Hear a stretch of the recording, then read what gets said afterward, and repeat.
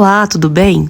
Hoje nós vamos finalizar o 5º capítulo do livro As 5 Linguagens do Amor, do autor Gary Chapman, traduzido por Yara Vasconcelos e narrado por mim, Edirlane Carvalho. Vamos lá? Aprendendo a falar. Uma conversa de qualidade exige não só consideração ao ouvir, mas também disposição em se expor. Quando uma esposa diz: "Gostaria tanto que meu marido conversasse comigo, nunca sei o que ele pensa ou sente."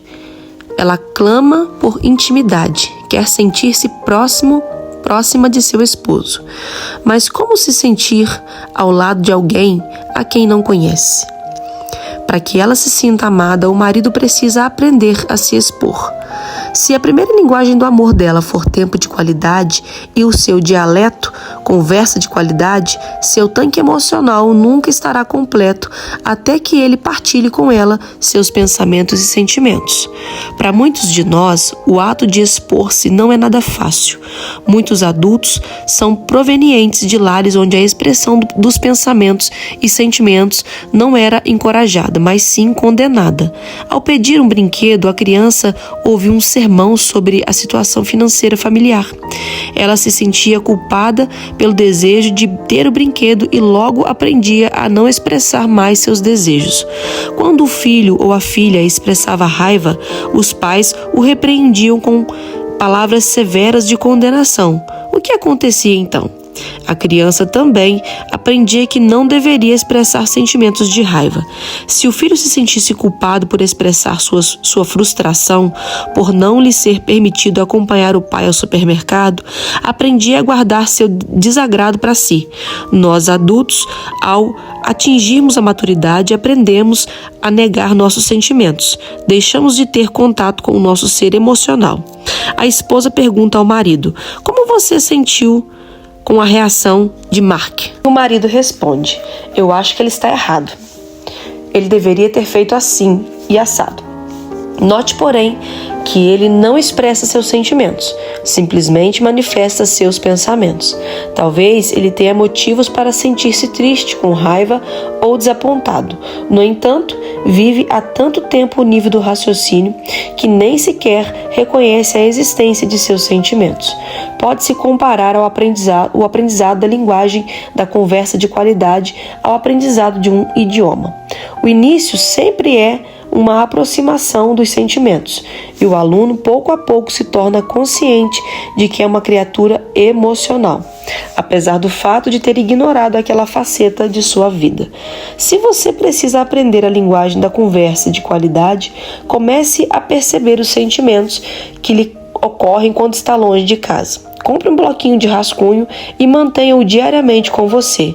3 vezes durante o dia, faça a si mesmo as seguintes perguntas: Que emoções senti nas últimas 3 horas? O que senti a caminho do trabalho quando o motorista atrás de mim ficou o tempo todo colado no para-choque do meu carro? Como me senti quando, ao abastecer o carro, a bomba automática de gasolina não funcionou?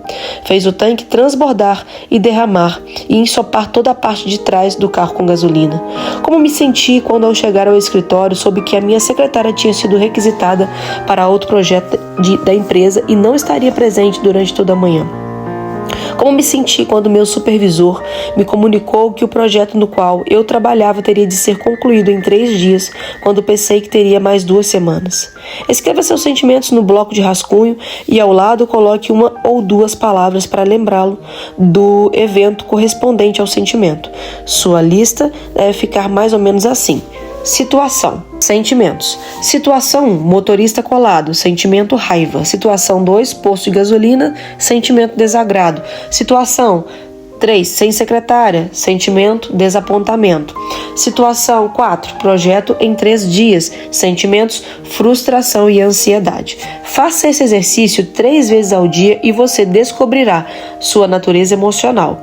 Utilize o bloquinho e comunique a seu cônjuge as emoções que experimentou e as situações enfrentadas. Quanto mais você fizer isso, melhor será. Em algumas semanas, você vai se sentir mais confortável para expressar suas emoções ao cônjuge. Por fim, também se sentirá mais à vontade quando conversar sobre os seus sentimentos em relação a cônjuge, filhos e acontecimentos domésticos. Lembre-se de que as emoções em si não são certas e nem erradas. São simplesmente reações psicológicas aos acontecimentos da vida. Sempre tomamos decisões com base em nossos pensamentos e emoções. Quando, a caminho do trabalho, um motorista colou no seu carro e você ficou com raiva, será que alguns dos seguintes pensamentos passaram por sua cabeça? Gostaria que ele saísse da pista. Gostaria que ele me ultrapassasse. Se eu não corresse o risco de ser multado, gostaria de pisar fundo e deixá-lo para trás. Gostaria de frear bruscamente, de modo que ele batesse na traseira do meu carro e a seguradora tivesse de me dar um carro novo. Talvez eu deva sair para a direita e deixá-lo passar. Você, por fim, tomou algumas dessas decisões, ou o outro motorista reduziu a marcha ou ultrapassou seu carro e você conseguiu chegar seguro ao trabalho. Cada acontecimento da nossa vida gera emoções, pensamentos, desejos e ações. Chamamos a expressão desse processo de autorrevelação. Se você optar por aprender o dialeto da conversa de qualidade, esse é o caminho que deverá trilhar. Tipos de personalidade. Nem todas as pessoas são desconectadas de suas emoções. No entanto, quando surge o assunto, todas são afetadas por sua maneira específica de ser. Tenho observado 2 tipos básicos de personalidade. O primeiro chamarei de Mar Morto. Na pequena nação de Israel, o Mar da Galileia segue rumo ao sul através do Rio Jordão até o Mar Morto, que não vai a lugar nenhum. Ele recebe, mas nada retribui. Esse tipo de personalidade adquire muitas experiências, emoções e diversos pensamentos ao longo do dia. Possui um amplo reservatório onde armazena informações e sente-se absolutamente feliz em não falar. Se você perguntar à personalidade Mar Morto, o que há de errado? Por que você ainda não falou nada nesta noite? A resposta muito provavelmente será: não há nada de errado. Por que você acha que há? E a resposta será absolutamente honesta, pois ele está feliz por não falar nada. Gostaria de fazer uma longa viagem de norte a sul do país, para não dizer uma única palavra e estar sinceramente feliz. No outro extremo, porém, está o corrideiras. Esse tipo de personalidade pode ser descrita como aquela que leva no máximo 60 segundos para falar o que lhe passa pelos olhos ou ouvidos. Falam com rapidez sobre o que vem ou ouve. De fato, se não houver ninguém em casa para quem possam comentar alguma coisa, articularão um jeito de falar com alguém. Sabe quem eu vi hoje? Sabe o que eu ouvi hoje? Se não conseguem conversar ao telefone, falam sozinhas, pois não possuem nenhum reservatório. É comum que o Mar Morto e o Corrideiras casem-se. Isso ocorre porque quando estão em pleno namoro, as características opostas tornam-se muito atraentes para ambos. Se você for o Mar Morto e sair com o Corrideiras, é provável que tenha uma noite maravilhosa. Não terá de preocupar-se em iniciar uma conversa nem em mantê-la. Para falar a verdade, não deve nem pensar sobre isso. Tudo o que fará será assentir com a cabeça e fazer E essa expressão preencherá a noite toda. Você chegará em casa e pensará: que noite, que pessoa maravilhosa. No entanto, se for um Corrideiras e sair com um Mar Morto, também terá um encontro igualmente maravilhoso, porque esse reservatório é o melhor ouvinte do mundo. Você deve falar durante umas 3 horas. O Mar Morto ouvirá atentamente o Corrideiras. E, ao chegar em casa, seu comentário será: que pessoa maravilhosa. Haverá uma atração recíproca. Porém, uns 5 anos de casados, o Corrideiras acordará em uma bela manhã e dirá: estamos casados há 5 anos, mas eu não o conheço. O Mar Morto, por outro lado, dirá: eu a conheço muito bem. Gostaria muito que interrompesse um pouco o dilúvio de palavras e me desse atenção. A boa notícia nisso tudo é que o Mar Morto provavelmente aprenderá a falar e o Corrideiras saberá ouvir. Somos influenciados, mas não dominados por nossas personalidades. Uma forma de aprender nossos padrões de comportamento é estabelecer diariamente um período no qual cada um falará sobre 3 situações que ocorreram durante o dia e os sentimentos que tiveram em relação a elas. Chamo esse método de dose mínima diária para um casamento saudável. Se você começar com esse período em algumas semanas ou meses, a conversa de qualidade fluirá mais livremente entre vocês. Um adendo do livro: uma forma de aprender novos padrões de comportamento é estabelecer diariamente um período no qual cada um poderá falar sobre 3 situações que ocorrem durante o dia e os sentimentos que tiverem em relação a elas. Atividades de qualidade. Além da linguagem básica do amor, tempo de qualidade, dedicação e atenção total ao cônjuge, há outro dialeto que se chama atividade de qualidade. Em um recente seminário sobre casamento, pedi que os casais completassem a seguinte sentença: sinto mais amor por meu cônjuge quando...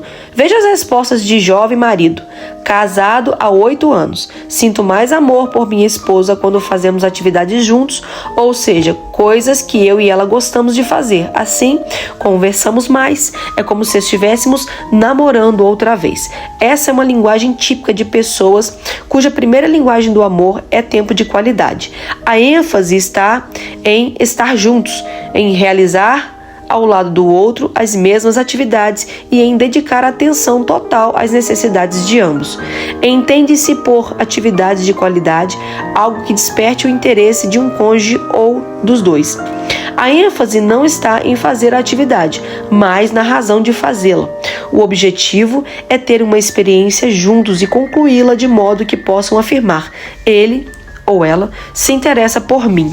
Ele ou ela quis fazer comigo algo que eu gosto e realizou-o com uma atitude muito positiva. Isso é amor, e para algumas pessoas é a forma em que ela fala mais alto. Tracy cresceu em um meio a concertos. Durante sua infância, a casa sempre esteve envolta por música clássica. Pelo menos uma vez ao ano, ela acompanhava os pais a um festival. Larry, contudo, gostava de música country.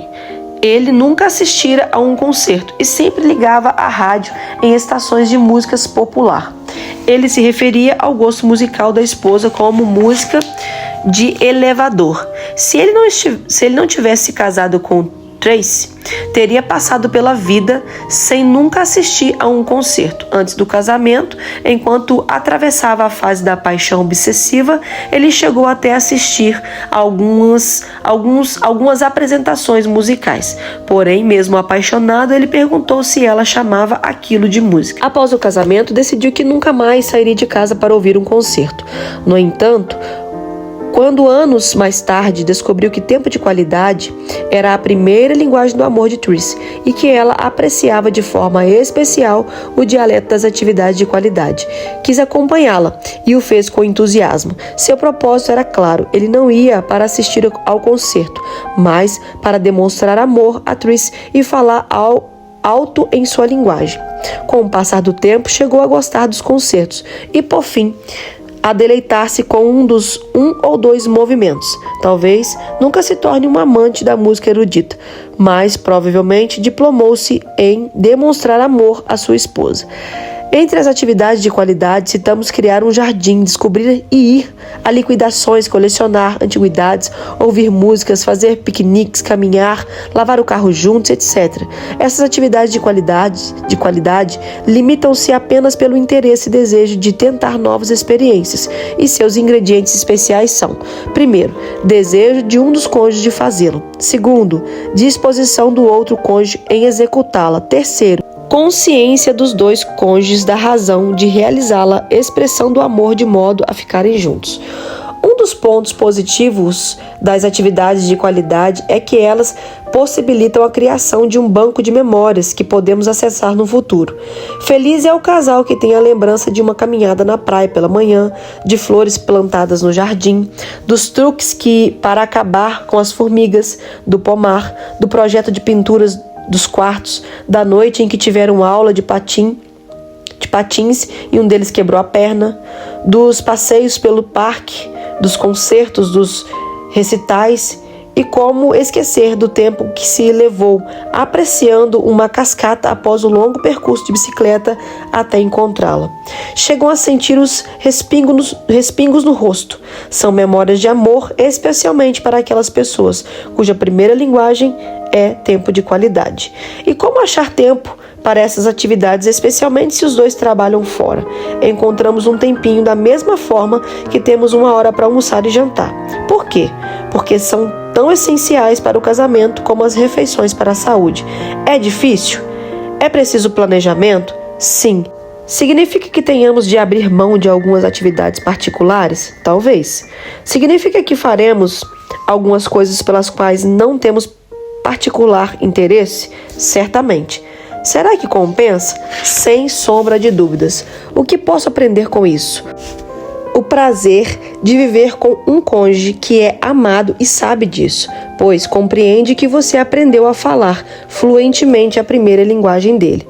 Gostaria de agradecer a Bill e Betty Ju de Little Rock, que me ensinaram o valor da primeira linguagem do amor, palavras de afirmação, e também a segunda, tempo de qualidade. Agora, vamos até Chicago para encontrar a terceira linguagem do amor.